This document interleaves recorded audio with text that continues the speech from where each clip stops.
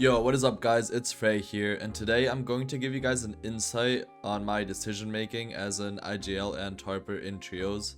I've been IGL and tarper basically since I started competing, so I think I can give you guys a lot of valuable insights on the different decisions I take and why I take them.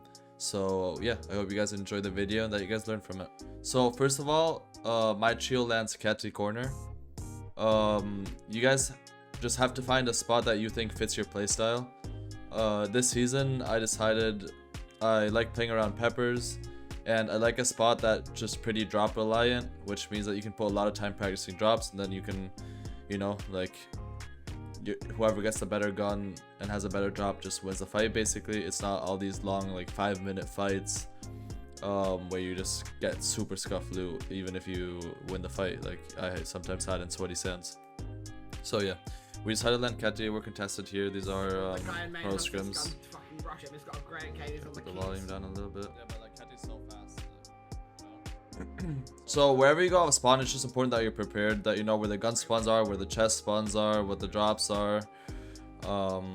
Just spend 5 hours making a drop map or whatever, and then you're gonna be a lot more successful off spawn.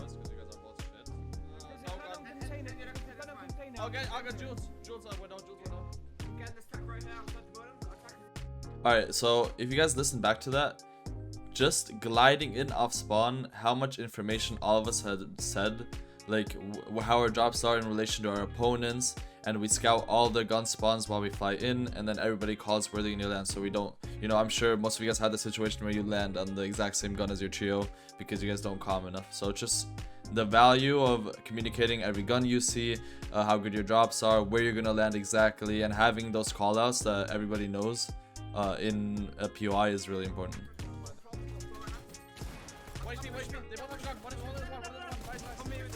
Yeah, I'm dead. He has attack. He's coming.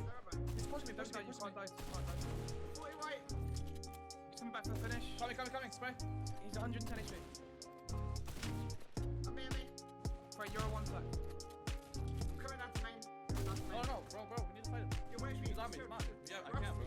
Can't me, please. Come to main, please. Did you get both your finishes? Yes. He's gonna push. I have 1 HP, bro. He's close. I'm popping the bed. Build around me. Fully. Take your time, just chill. Alright, we can't let them reboot though. Take your time. Nice. On me. 57 crack. Bang.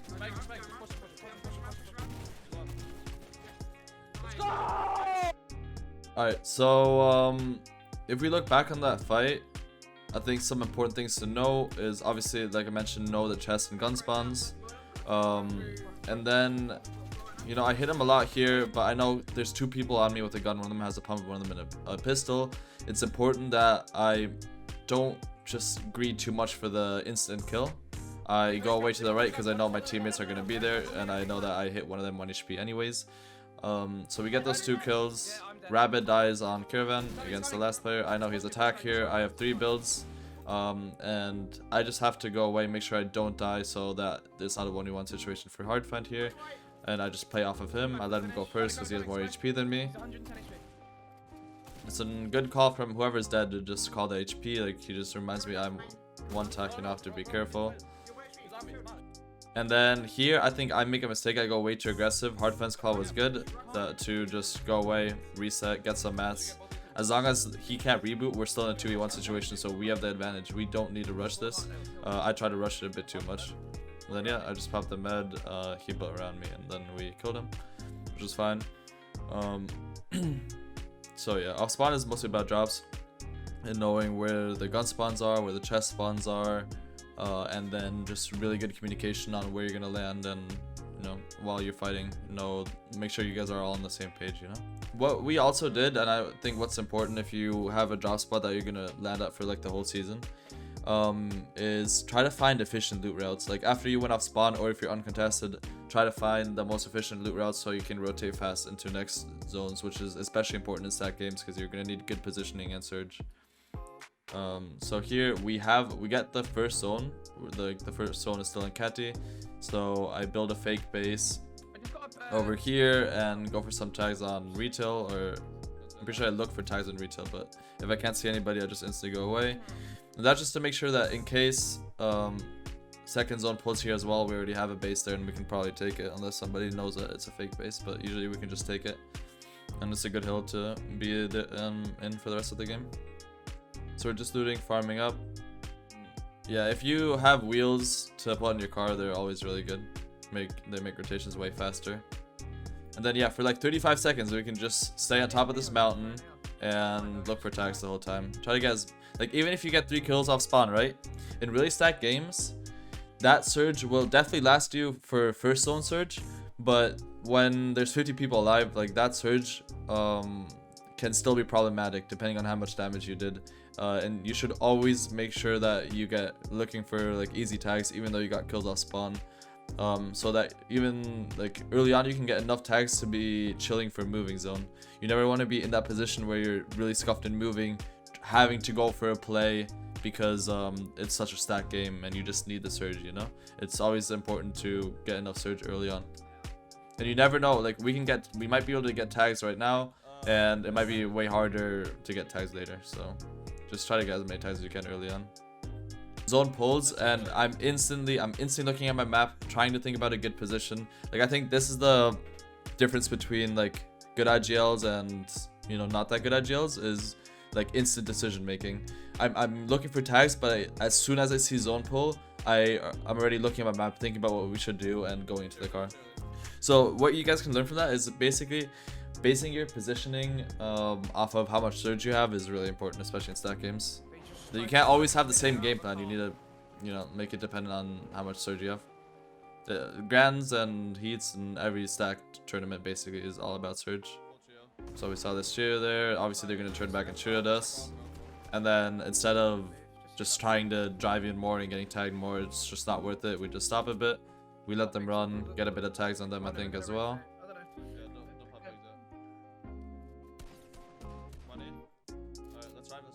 And then as soon as they're gone, we can just drive again. Yeah, I wasn't sure that the car can go up in the hill. That's another reason why tires are really important. And yeah, as soon as somebody's shooting at us, we don't need to risk getting tagged more. We might have been able to get a bit higher up, but it's just safer to get out. Then yeah, as soon as we're in a decent position, you just want to instantly shift your focus on tags. You don't ever want to be just AFK doing nothing in your box. But also really important, because snipers are back, you have to be really aware of how you're peeking and when you're peeking. And you only want to peek from the same spot for like less than half a second, or somebody's gonna notice it. And you don't want to re-peek the same spot, because if anybody has a sniper, then he could be ready for it. So you have to just be able to be safe while getting tags. I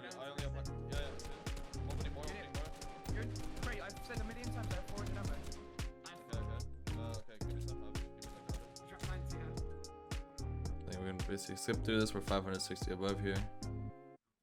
So as soon as zone pulls, I give my trio an idea of what I'm thinking. As an IGL, you always want to try to give your trio an insight of your decision making, just so they have an idea of what you're planning as well.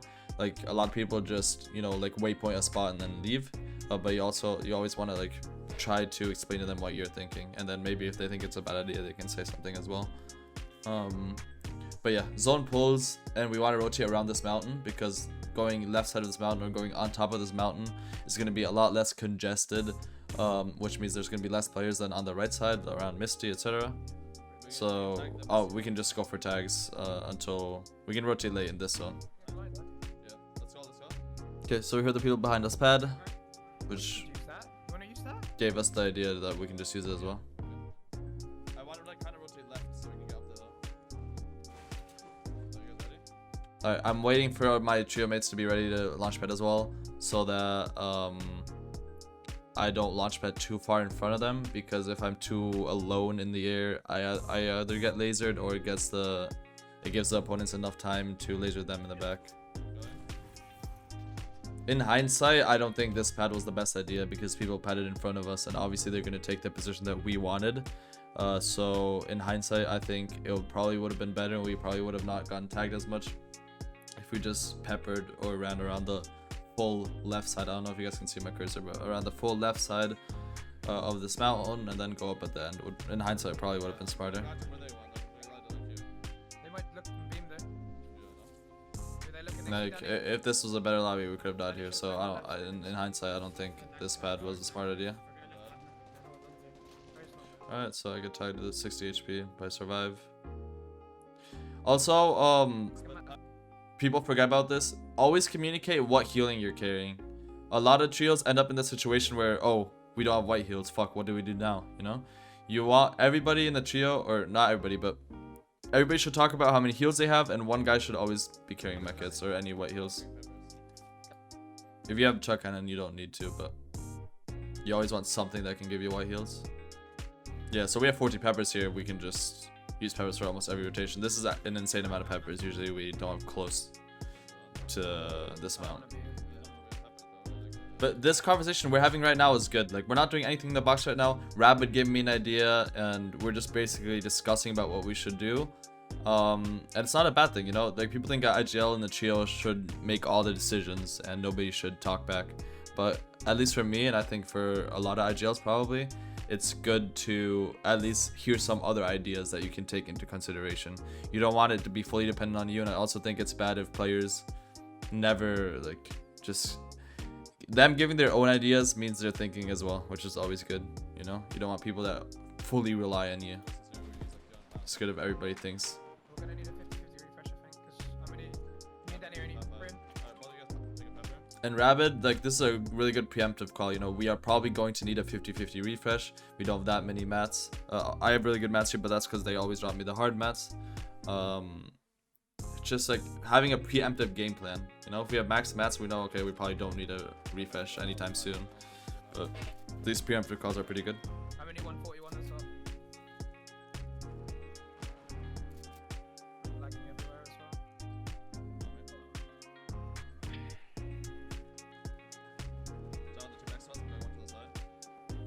Don't want to the side, there's always important because you don't want to get fully boxed. Alright, we got pretty good rotation here. Didn't have to use that many mats. It's important if there's a hill in the zone. If there's a hill in play, you always want to get pretty far up, because what happens if we say edge on, for example, this purple waypoint, and it pulls max distance, then it's going to be incredibly hard to get up on the hill and across without getting held and die. These kids are gonna stay on edge. I'm always looking.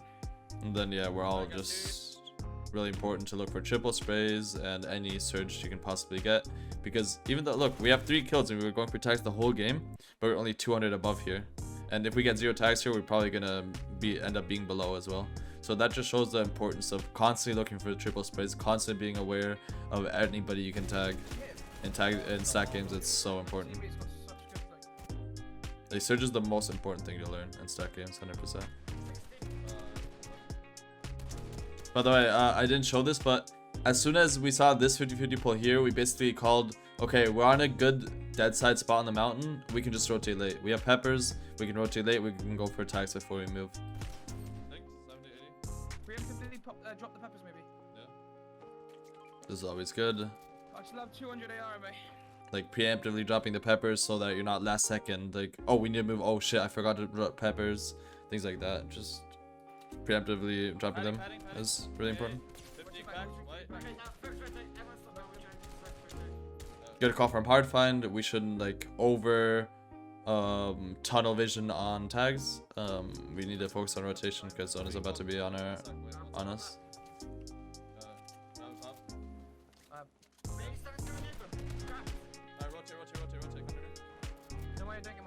And because almost everybody already rotated up the hill, it's such a free rotate.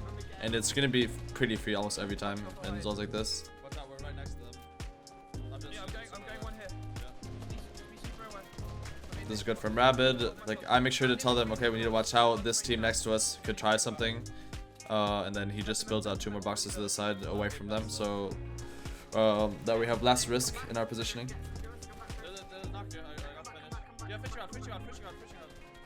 And yeah, sometimes we carry fishing rods. I think people forget about this. Harpoon is no longer in play. If you have nothing better to carry, why not carry a fishing rod? You might come across situations where you can get a refresh with them.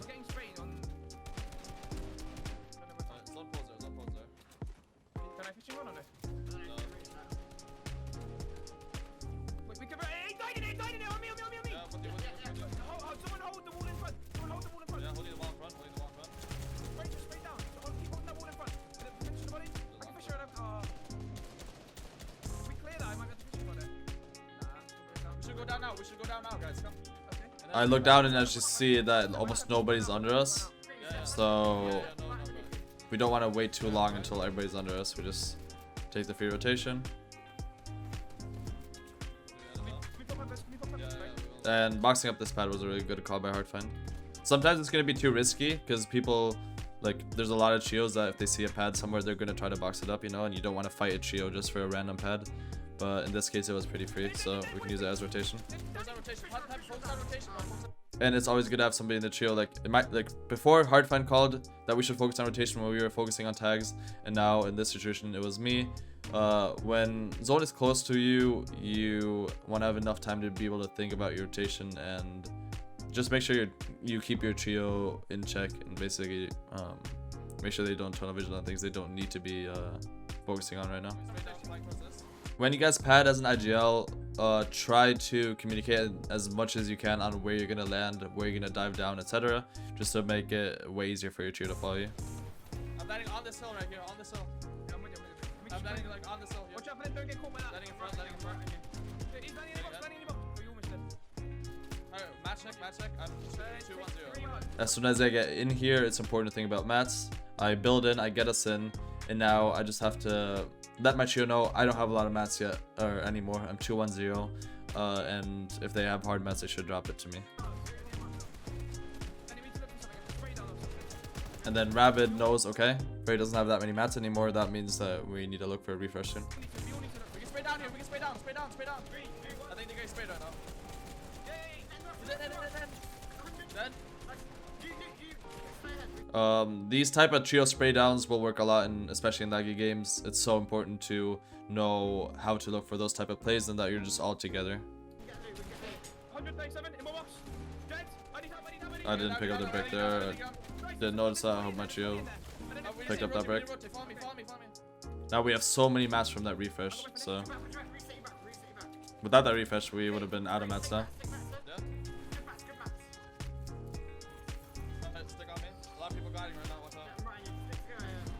I stop, like sometimes when I hear a lot of gliders close to me, I just stop for a sec and make sure that nobody can just randomly land in my box and I can scout the rotation better. I got metal. I've got 300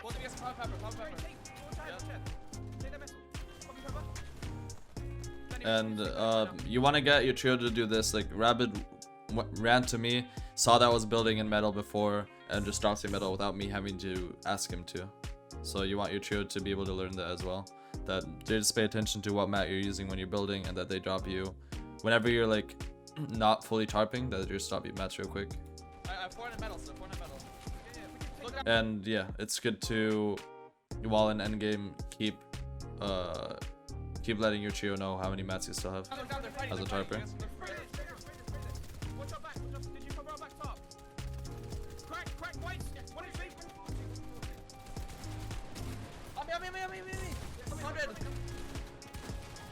There with some AR bullets, I should have never even taken that much damage.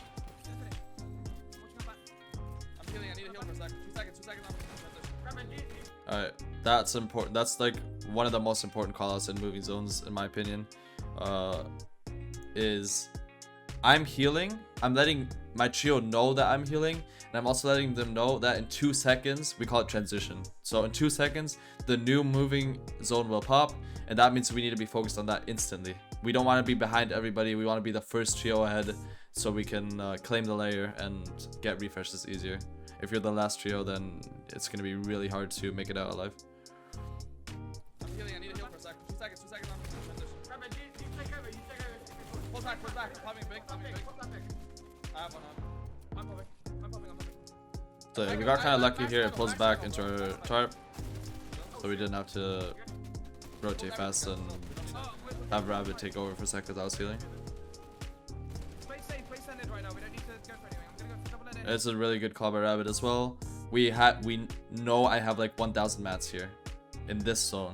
We don't need any refresh. So every play you do should be based off of like risk reward. And if we already have enough mats to win the game, then why take any risks in getting a refresh? Like, what if you just edit somebody down and you one pumps you? That can always happen. So you need to realize when you need to go for refreshes and when you just don't. Guys, I still have 2 peppers. We might be able to take height. Guys, we might be able to take height, bro. I still have 2 peppers and I have 9 mats. Oh my wall! Stay together. I was thinking about going for height. I don't know if it would have been the best play or not, but they were just focused on getting refreshes or spraying people off of our layer, so we didn't end up doing it. Go. Spray. He's under us. We might have been able to kill him if I didn't spray us there. Yeah, going. I have 2 peppers still. Having pepper. We don't have any, but just focus the stone. What's your white? You guys have pepper? I can box him. Only have 10 builds. Here, this is a bad play on my part. I don't know why it wasn't in hindsight. In hindsight, it's always so easy to find your mistakes, you know. In game, you don't really always think about them. But there's a hill in front of me, and I don't know if I thought that it doesn't go up the hill or if zone ends, like moving ends before the hill. But I should have been layering up way earlier. As soon as I see zone pull here, I should be double ramping up. Alright, spray the kids off the layer if you can. They're off the layer. Going up. Getting the wall. He's in the box, 150, bro. I'm getting straight to mine. Straying. Dead.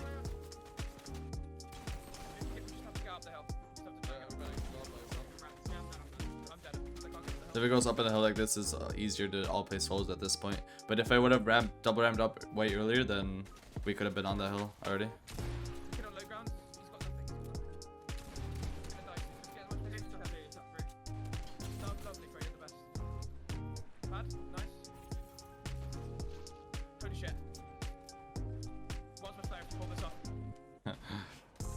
Yeah, I just try to clutch this. It's really hard to clutch with 10 HP, but if I would have hit that pump or even the next pump, I probably could have even clutched it.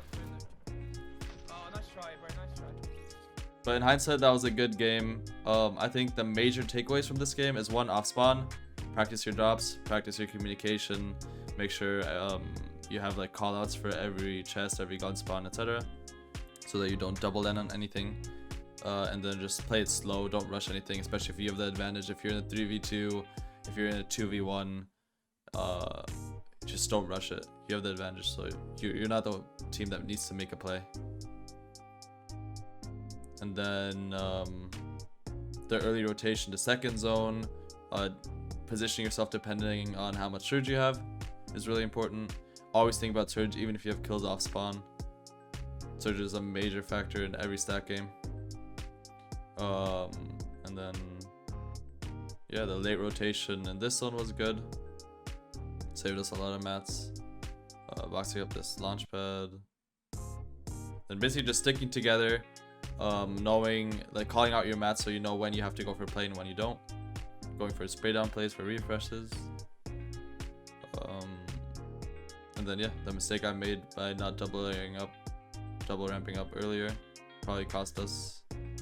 We could have maybe gotten a better game, maybe we didn't won it. You never know. But yeah, that's all. I hope you guys enjoyed the video. I hope you guys learned a lot from it. If you guys want more videos like these, just let us know in the comments. And yeah, I hope you guys have a good day. Like, comment, subscribe.